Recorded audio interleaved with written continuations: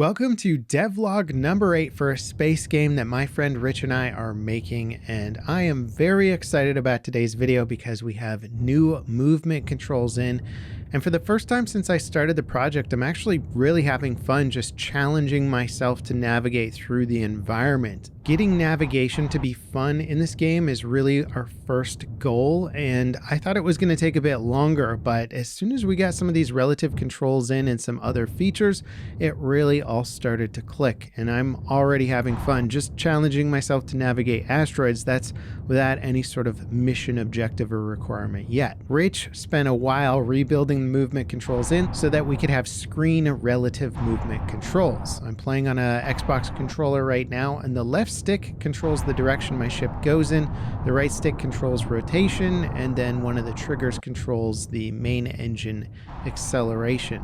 What this allows me to do is it allows me to rotate the ship around while maintaining a constant acceleration in any direction of my choosing, regardless of the rotation of my ship.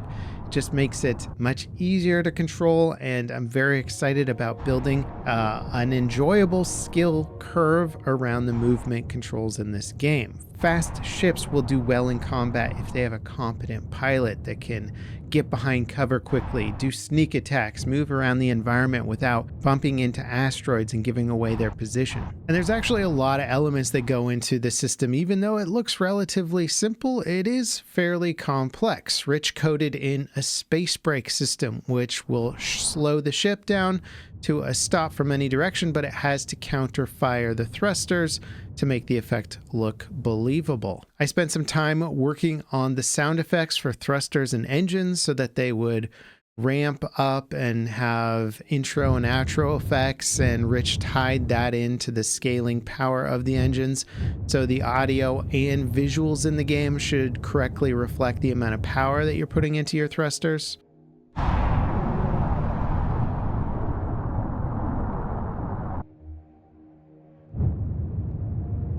And I'm actually really starting to enjoy Unreal's meta sound system, which allows you to create sound graphs, essentially, where you could build out, say, all your collision properties within one graph, and they may feed off of similar attributes, and you might be able to trigger them based on different parameters in the game world. It's a really smart system. It's nice not just for organizing stuff, but it allows you to think about what you want to do in engine versus pre-recording and having like 50 different sound effects for every type of little nuance. You can now make that a bit simpler in engine. It's kind of hard to explain, but it is really cool. The asteroid radar that Rich added last week allows us to properly anticipate upcoming objects, and we have some other ideas about some sort of collision warning UI stuff that we can build in that will give players a little bit more control in planning of their movement routes. The custom shader that YouTuber and video game developer Uriah built for us has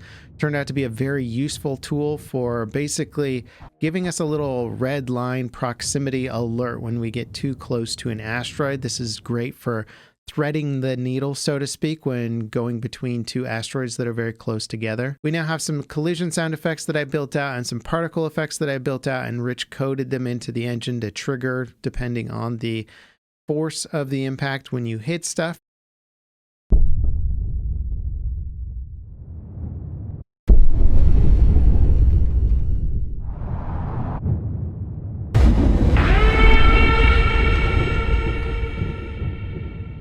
Now, both Rich and I are pretty much brand new to Unreal Engine with this project, which means we run into some problems that we don't always know how to fix, and we've been running into one that we have not solved yet. I will let Rich explain it.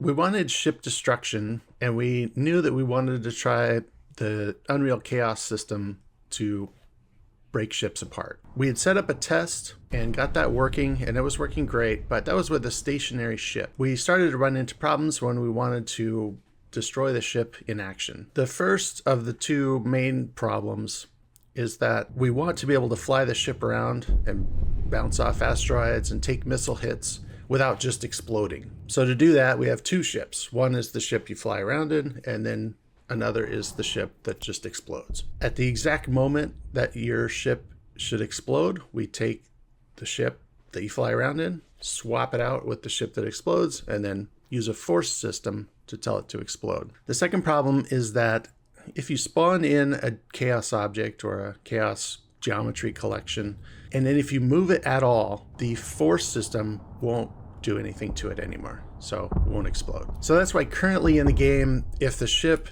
explodes, it stops and explodes.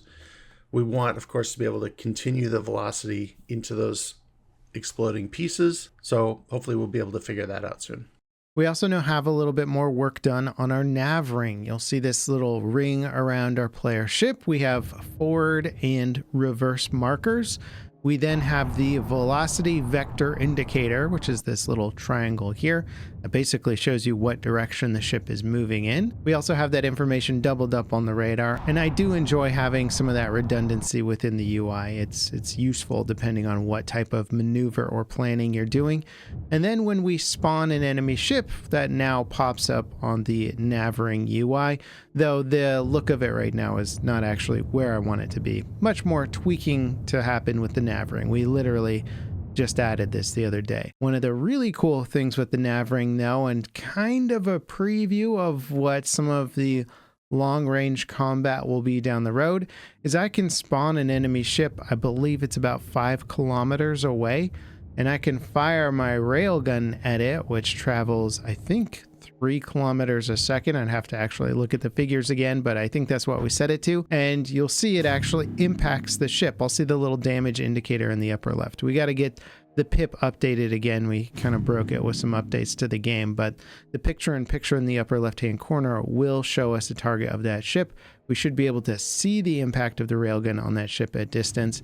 But this is just kind of cool seeing that I can actually aim using the nav ring to a certain degree and impact the ship on the pip. This is not necessarily how the final system is going to completely work, but it's sort of a preview of some of the ideas for long-range off-screen combat that you might be having with some of the longer range weapons in the game.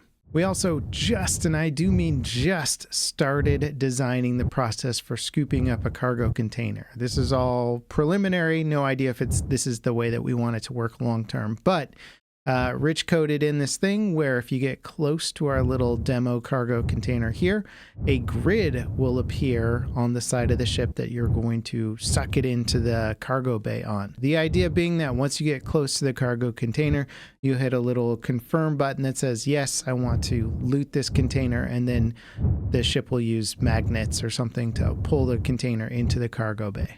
So I'm really excited with the progress we made this week. A lot of mechanics in the game are starting to materialize in a way that's fun, enjoyable. I'm excited about the progress on cargo, UI, enemy AI. That's all stuff that's coming down the road.